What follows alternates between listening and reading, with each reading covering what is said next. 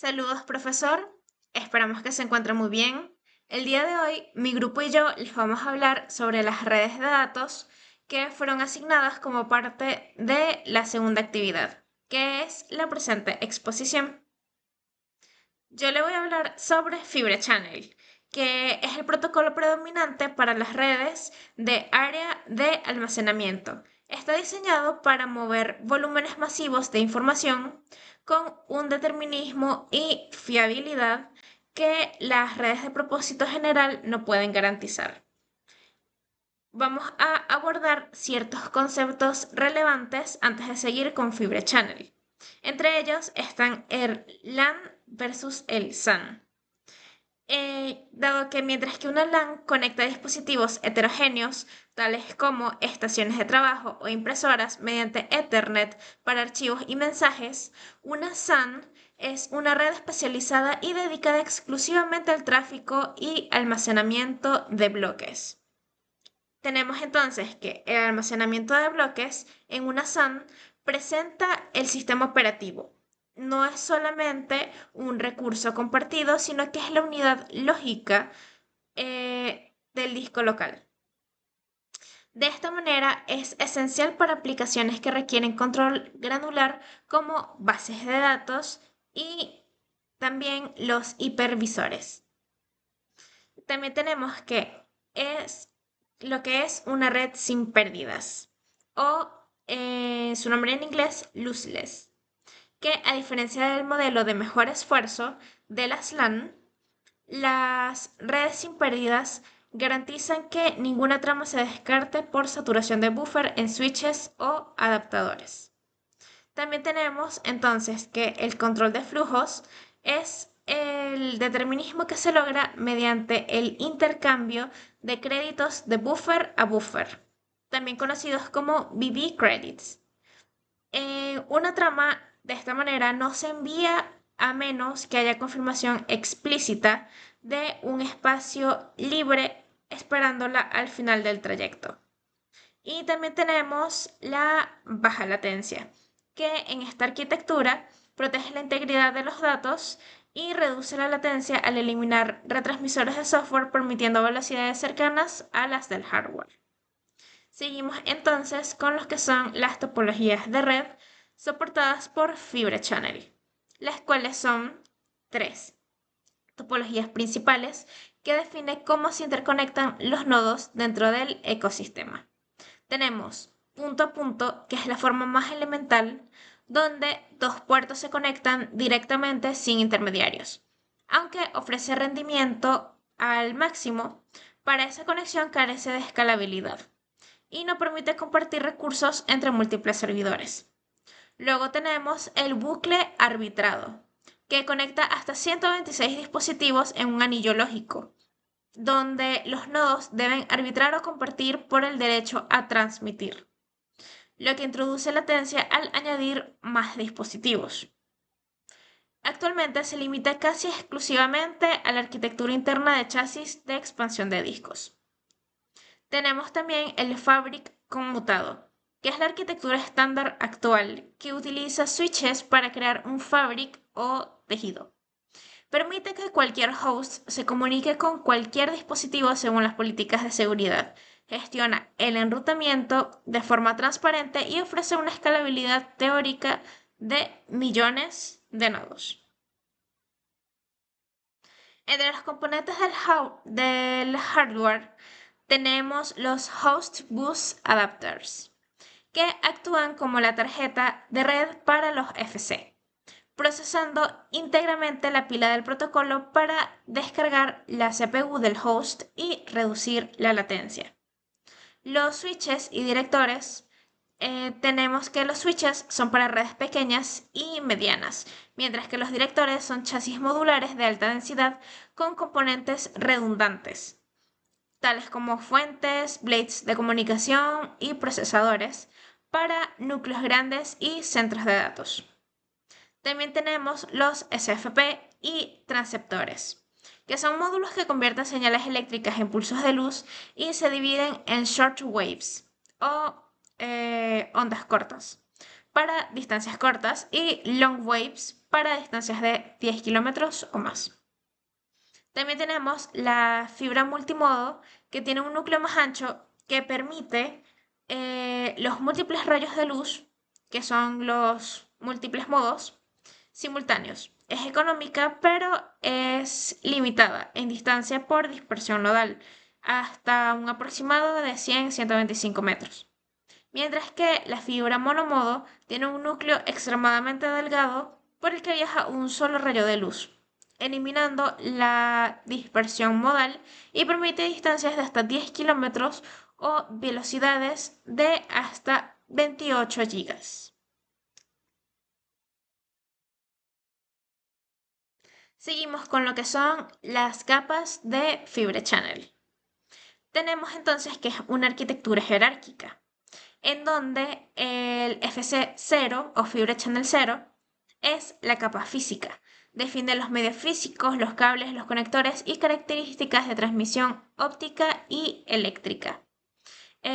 Toda esta arquitectura fue definida por el comité ANSI INSIT T11, que es aquel que determina cuáles son las vías más óptimas para facilitar la interoperabilidad.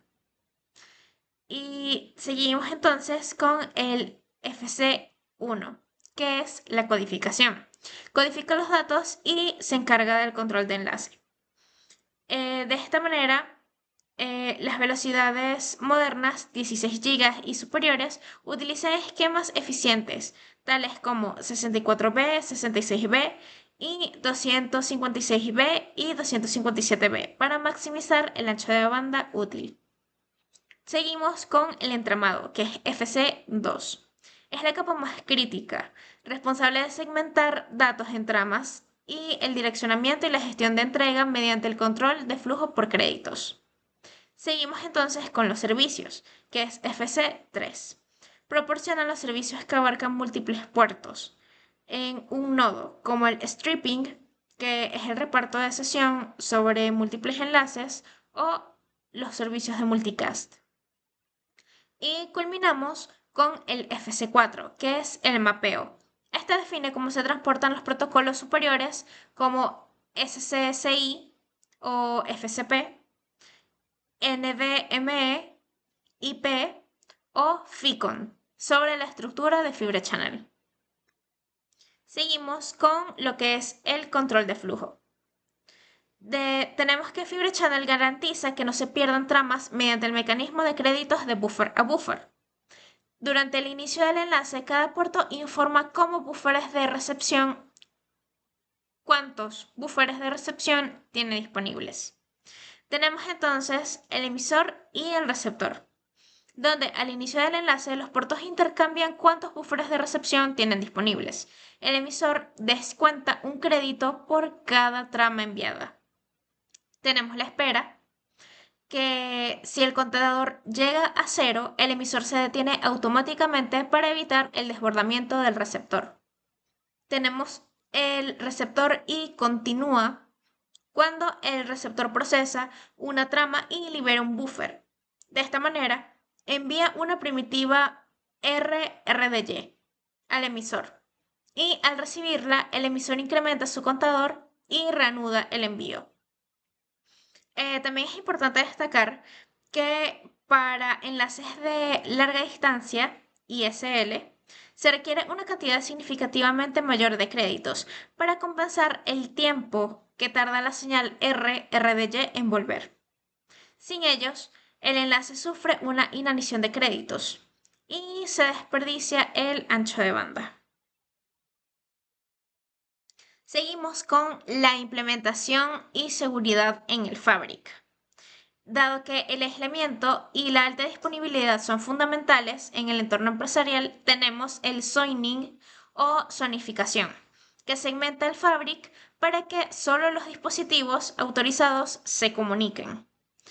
De esta manera, el soft zoning utiliza el name server para filtrar consultas, mientras que el hard zoning aplica filtros físicos a el nivel de puerto o ASIC, siendo el estándar de oro en seguridad. Seguimos con el LUN masking, que es implementado en controladores de almacenamiento. De esta manera asegura que cada servidor solo vea los volúmenes LUNs asignados, evitando que un servidor reclame y dañe datos de otro sistema operativo. También tenemos el ISL y trunking, que son enlaces entre switches ISL, se pueden agrupar en un solo enlace lógico, trunking, de mayor ancho de banda que garantiza entrega de orden y balanceo de carga perfecto por hardware. También tenemos el multi-pating, o por sus siglas MPO, que utiliza una arquitectura de doble fabric, A y B, físicamente independientes. El software MPO redirige el tráfico transparentemente si falla un switch o camino, permitiendo el mantenimiento en caliente. Seguimos entonces con una comparativa de comandos entre Brocade y Cisco. Y tenemos que, aunque ambos implementan el mismo estándar ANSI, sus interfaces de línea de comandos difieren significativamente, dado que en el caso para mostrar interfaces, tenemos que el propósito es el punto de partida para cualquier diagnóstico y permite ver el estado físico del puerto, si está encendido, apagado o si tiene errores. Y qué tipo de dispositivo hay conectado, un host, una cabina o un switch. El Brocade separa la vista general del switch de la vista detallada del puerto, mientras que Cisco utiliza el comando Show Interface Brief, que es el comando estándar de redes para dar un resumen rápido de todas las interfaces. Para desactivar puerto es el que se utiliza para aislar un puerto por mantenimiento o por seguridad. Brocade utiliza Port Disable, que es directo y plano, mientras que Cisco requiere entrar a la configuración de la interfaz específica antes de aplicar el apagado. En ver WWN de nodos tenemos o mejor dicho, Notify versus Show Flogit Database, que tenemos que el Brocade identifica qué dispositivos físicos están registrados en la red y eh, y el node find busca un nodo específico por su nombre o dirección, mientras que Cisco muestra la base de datos login, que es la lista de todos los dispositivos que han negociado exitosamente su entrada en el Fabric. El propósito de crear alias es que los WWN son cadenas largas, de números difíciles de recordar. Entonces, el alias permite asignar un nombre fácilmente memorizable por el usuario a un puerto específico para facilitar la administración. Y seguimos entonces con crear zona, cuyo propósito es la zonificación del mecanismo de seguridad que agrupan los servidores de almacenamiento. Si dos dispositivos no están en la misma zona, no pueden ni verse ni comunicarse. Tenemos también activar configuración, que tiene como propósito que en la SAN los cambios de seguridad no se aplican al instante para evitar errores. Primero se crea la configuración y luego se activa o habilita para que el switch cargue la memoria. Posteriormente tenemos el ver óptica, cuyo propósito es mostrar la salud del módulo físico de la fibra y permite que la temperatura y, lo más importante, la potencia de luz recibida permite que llegue la potencia de luz recibida. Si la potencia es baja, el cable o el SFP podrían estar fallando. Y al momento de guardar la configuración, también tenemos que se aseguran los cambios realizados persistan si el switch se reinicia o si hay algún corte de energía. De esta manera, tenemos que en general el Brocade es plano y el Cisco permite ser más específico y permite ver todos los elementos que están operando en conjunto.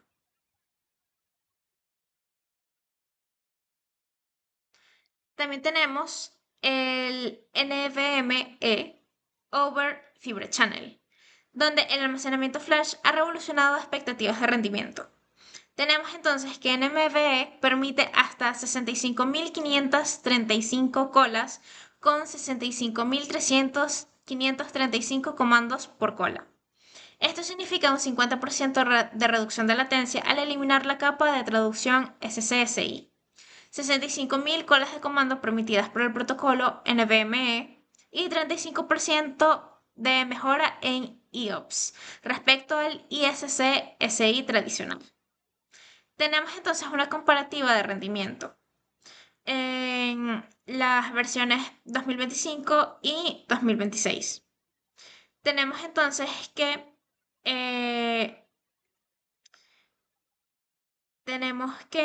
en el panorama actual, Fibre Channel compite con variables de Ethernet.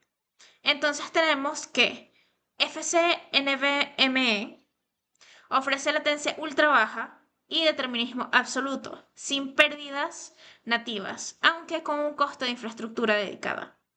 Y tenemos también NVMe TCP de bajo costo que al usar redes existentes pero con mayor consumo de CPU y tiene una mayor latencia por congestión. También tenemos NVMe ROSE con rendimiento comparable a FC pero con una extrema de configuración.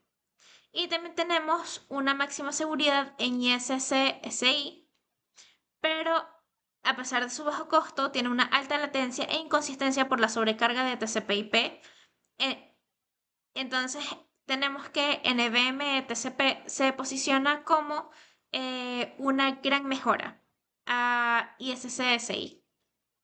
Y culminamos para terminar de hablar de Fibre Channel y dar paso a los demás compañeros. Hablaremos sobre el futuro de SAN, autonomía y seguridad postcuántica, que es lo que se espera lograr con el avance de estas implementaciones.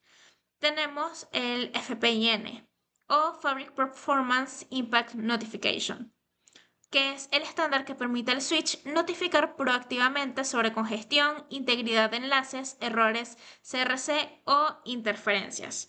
El software de multipathing puede mover el tráfico antes de una interrupción real. También tenemos la analítica integrada, con tecnologías como AO Insight y VM Insight que permiten monitorear el rendimiento de cada máquina virtual e individual sin agentes en el servidor, permitiendo un mantenimiento predictivo. También tenemos la seguridad postcuántica con agilidad criptográfica, lo que permite la especificación que introduce algoritmos resistentes a ataques cuánticos para autenticación. Y también tenemos el Zero Trust, que soporta arquitecturas donde cada conexión es autenticada y cifrada y vital para cumplir normativas como NIS2 y DORA en sectores bancarios y de salud. Tenemos entonces que de esta manera la nueva frontera de Fibre Channel es la SAN autónoma y un concepto que utiliza telemetría de hardware para que la red se gestione a sí misma. Muchas gracias.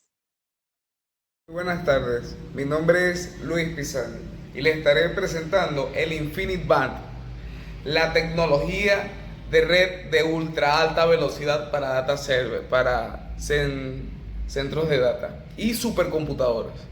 Mis compañeros cubrirán el CD-WAN para redes WAN seguras y Fibre Channel para almacenamiento SAN. InfiniBand destaca por su latencia de microsegundos y 400 GB por segundo por puerto. Está el 100% de las top 500 supercomputadoras mundiales. Así que bueno, vamos directo al grano. InfiniBand, que conocemos como InfiniBand, o mejor conocido como EB. Es un estándar abierto desde 1999 creado por Intel, Nvidia y otros. Imaginen una red como un tejido. que conecta miles de nodos sin cuellos de botella. Su magia, el RDMA, transfiere datos directamente entre memorias sin tocar la CPU, que es bajo una latencia de 0.6 microsegundos. Comparado con Fibre Channel, que explicarán mis compañeros, IF, o sea, Infinite Band, es mucho más, es más rápido. ¿Por qué? Porque 400 GB por segundo versus 32 GB por segundo, versátil. Frente a Ethernet, gana en velocidad pura para inteligencia artificial y HPC. Mayormente, ¿qué podemos hacer? Es de los tejidos, entonces, por lo menos, ventajas clave. ¿Por qué usarlo? ¿Por qué lo deberíamos utilizar? 4 pilares. Uno, rendimiento brutal. HDR 200 GB por segundo, NDR 400 GB por segundo, próximos a 800 GB por segundo. 2, baja latencia con RDMA, Atomic Ups y Cups garantizados. 3, escala a millones de nodos y ideal para clúster masivos. Cuarto y último, eficiente, 50% menos de energía que Ethernet equivalente. Ejemplo real puede ser la supercomputadora Frontier, número 1 mundial, que usa Infinite Band e IA. En Nvidia DGX entrena modelos de GPT con él para almacenamiento de datos y acelera la Big Data. En resumen, si necesitas velocidad pura, Infinite Band es muy compatible prácticamente. O sea, la evolución y el futuro del Infinite Band desde... Ay, se me va a caer el teléfono. Desde DDR en 2005 ha multiplicado la velocidad en 1%. Hoy NDR, mañana Super NDR 800 GB por segundo en 2025, con un GPU directo para una inteligencia artificial distribuida. ¿Qué puede ser un desafío? Un costo inicial, pero se paga solo en workloads críticos.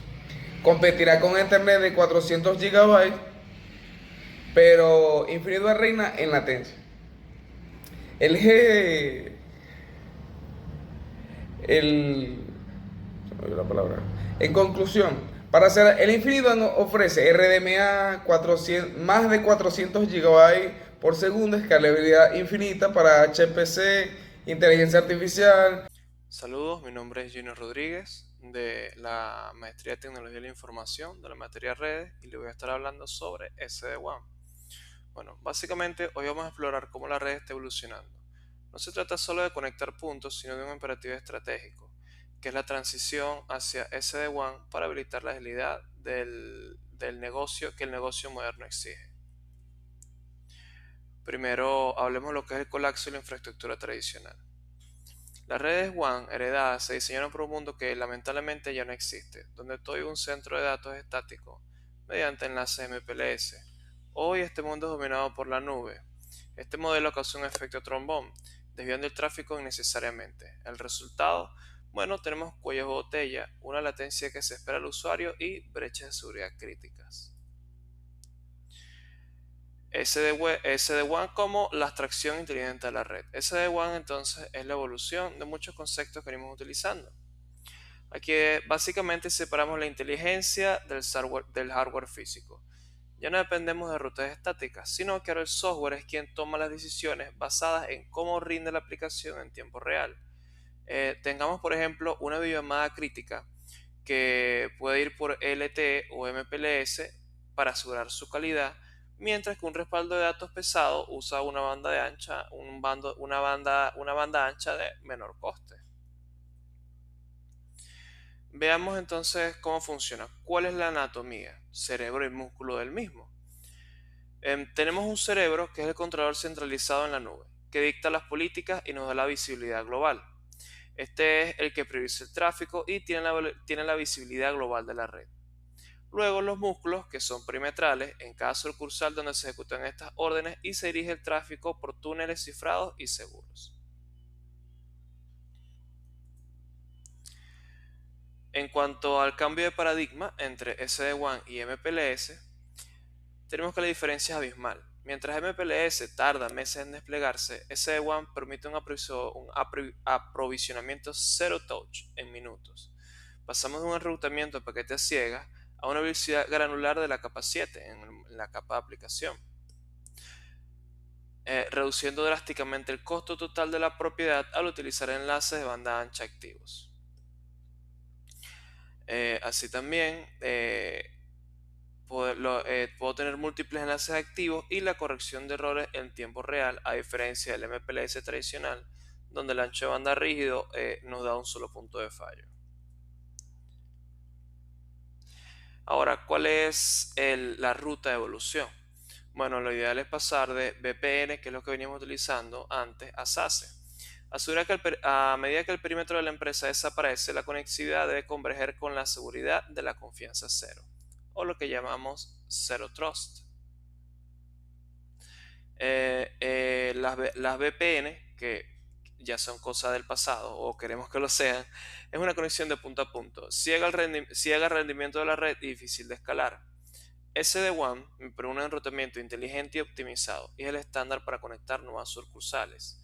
SASE, el futuro, es la convergencia de SD-WAN con la seguridad de la nube, lo cual me da una inspección total en el borde. La mitigación de la fricción operativa.